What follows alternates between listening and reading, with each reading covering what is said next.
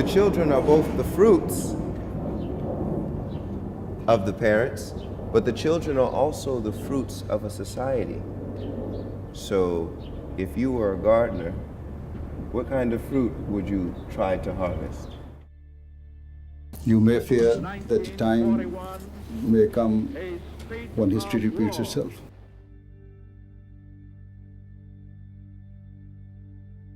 You have to want it bad enough. You have to want it bad enough to go out and fight for it. You have to work day and night for it. You have to give up your time, your peace, even your sleep for it. And you have to dream and scheme about it, because the life in this world and the next will be worthless without it.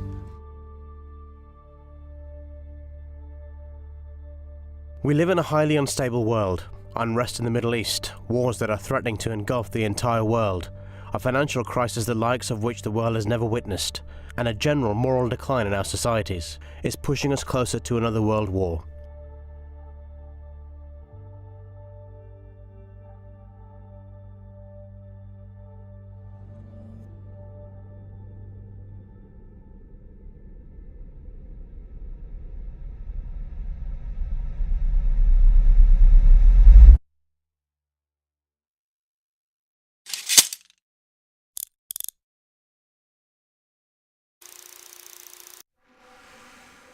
This is not the first time our world has been in turmoil.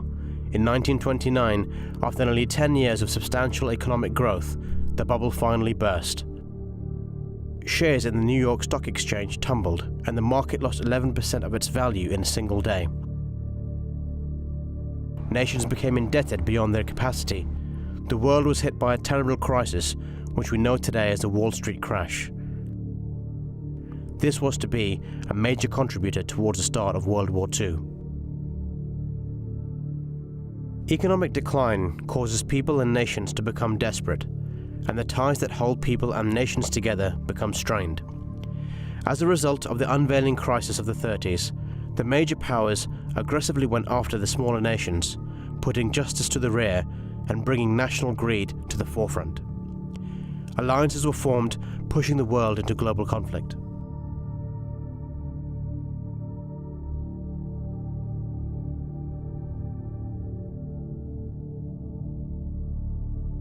Today, once again, we are witnessing the world treading on the same dangerous path. The economic situation has brought the same political volatility of the 30s.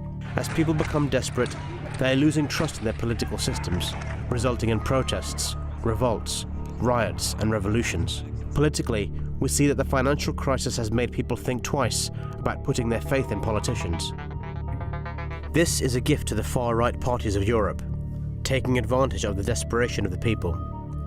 This is very similar to the situation which Hitler found himself in 1933 when he was elected as Chancellor of Germany. It is said that one of the major reasons why the German people voted for Hitler was the fact that the country was in dire straits.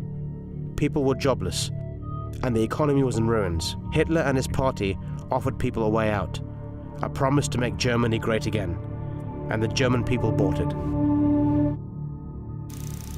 Fast forward to the present day, and we find the euro currency in trouble and struggling to stay afloat.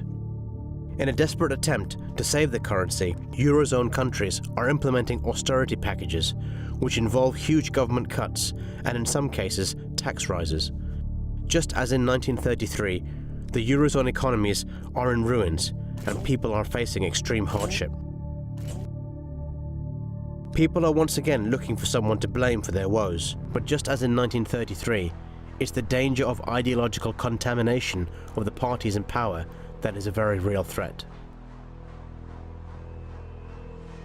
Today the world stands in dire need of peace, because the sparks of war can be seen all around the world. Unrest in the Middle East and the global financial crisis which has crippled the world's economies has led to widespread panic and disillusionment amongst the world. Conflicts between countries on a small scale are threatening to erupt into a global conflict. We observe that the situation of the world today is similar to the situation in the 30s, both economically and politically. Globally, we find that almost every country is engaged in activities to either support or oppose other countries. The terrible consequences of the use of nuclear weapons still haunt Hiroshima and Nagasaki. If the sparks of war were to ignite again, we will witness the terrifying scenario of a third world war. And with numerous countries, both large and small, possessing nuclear weapons, such a war would undoubtedly have devastating consequences. The weapons available today are so destructive that they could lead to generation after generation of children being born with severe genetic or physical defects.